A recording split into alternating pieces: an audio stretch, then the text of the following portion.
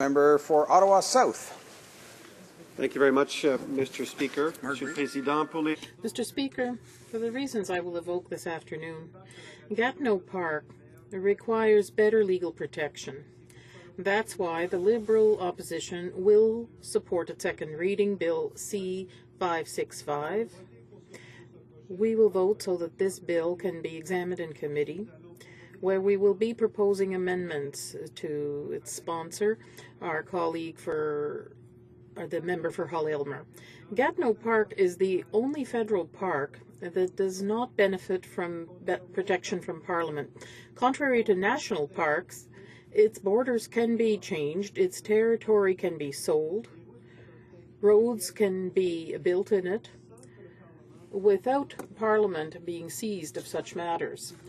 Gatineau Park is administered by the National Capital Commission, which does not prohibit commercial or industrial activities in the park or the use of the territory for development requirements. Without adequate legal protection, the territory of Gatineau Park has experienced heavy losses. In rationalizing the borders in the 90s, the National Capital Commission removed 1,508 acres from the park. Given that 334 acres were dedicated to road construction in the same period, roads that were built in violation of commitments made in the framework of the guidelines, the number of acres removed from the park total 1,842, that is 5 square kilometers. In addition to the absence of adequate property management mechanisms, the NCC has allowed considerable urbanization within the park. 125 residences have been built in it since 1992. Commitments to acquire private property, some 296 private properties consisting of 2,112 acres remain within Gatineau Park. Moreover, several large private properties remain inside the park, which risk being turned into major subdivisions, impeding the park's evolution as a conservation site intended for public enjoyment. Gatineau Park should be afforded the same kind of legal protection and parliamentary overview as national parks throughout Canada. By amending the National Capital Act, it should acquire the legal status, the borders, and the property management mechanism necessary to guarantee transparency of its administration and its long-term protection. This park has to be given the protection framework advocated by various citizens groups for decades and help the MCC fulfill its commitment to gradually acquiring private properties while respecting the right of property owners to continue to live in the park. The Liberal Party of Canada has long been in favor of preserving Gatineau Park, its environment, its heritage, its social and recreational attractions. Liberals were first to put the issue of Gatineau Park legislation on the floor for discussion, followed by the NDP, Bill C-444, Bill C-367, and Senator Mira Spivak, S-210, S-227, and S-204. All bills, Mr. Speaker, died due to elections or prorogation. On June 9, 2009, the Government of Canada tabled Bill C-37, with much criticism from the Canadian Parks and Wilderness Society and the Gatineau Park Protection Committee, who argued that the bill fell well short of offering Gatineau Park a proper legislative framework, failed to meet basic park protection criteria, would allow boundary changes, perpetuated development and road buildings, and would thus impair the park's ecological integrity. On November 8, 2012, our colleague for Hull-Aylmer introduced Bill C-465, which the Gatineau Park Protection Committee criticized for encouraging residential development inside the park, ignoring issues related to Quebec's territorial integrity, providing no mechanism for public consultations, and placing private property interests above the public interest. Reintroduced with amendment as Bill C-565, this bill establishes only a moral obligation to ecological integrity by dedicating the park to future generations. necessary measures to ensure the protection, preservation and management of Gatineau Park for the benefit of current and future generations are put forth with little framework and no legislative backing. Additional amendments are clearly needed to better back NCC objectives of management and long-term conservation and restoration.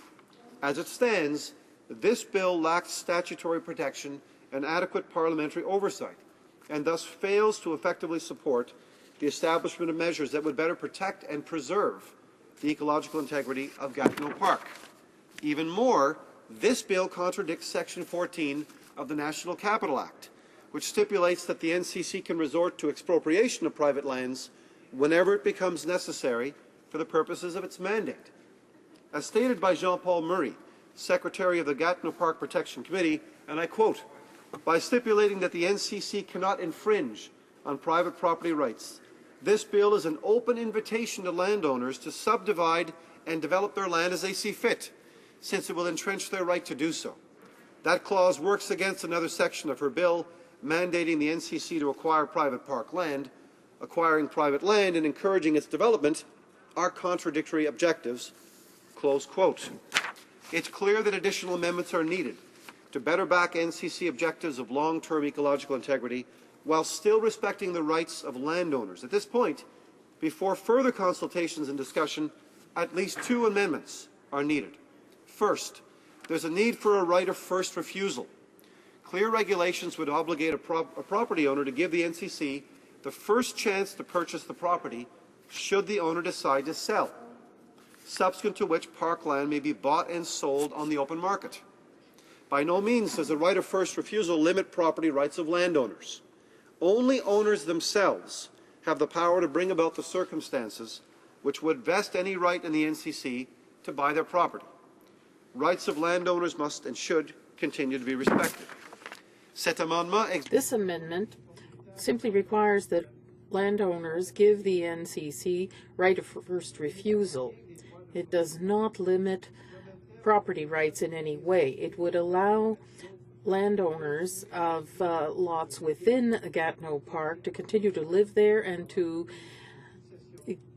pass on their properties to their children through estates or trusts. Provide a protective legislation for Gatineau Park via an amendment to the National Capital Act.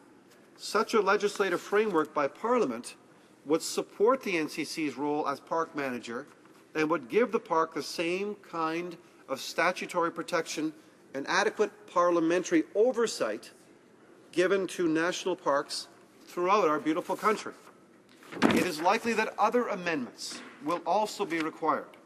Indeed, critics also argue that the bill provides no mechanism for public consultation, provincial or community, completely ignores the issues of Quebec's territorial integrity, and fails to make conservation the first priority of park management, which is a cornerstone of the National Parks Act and a requirement different citizen groups insist is necessary.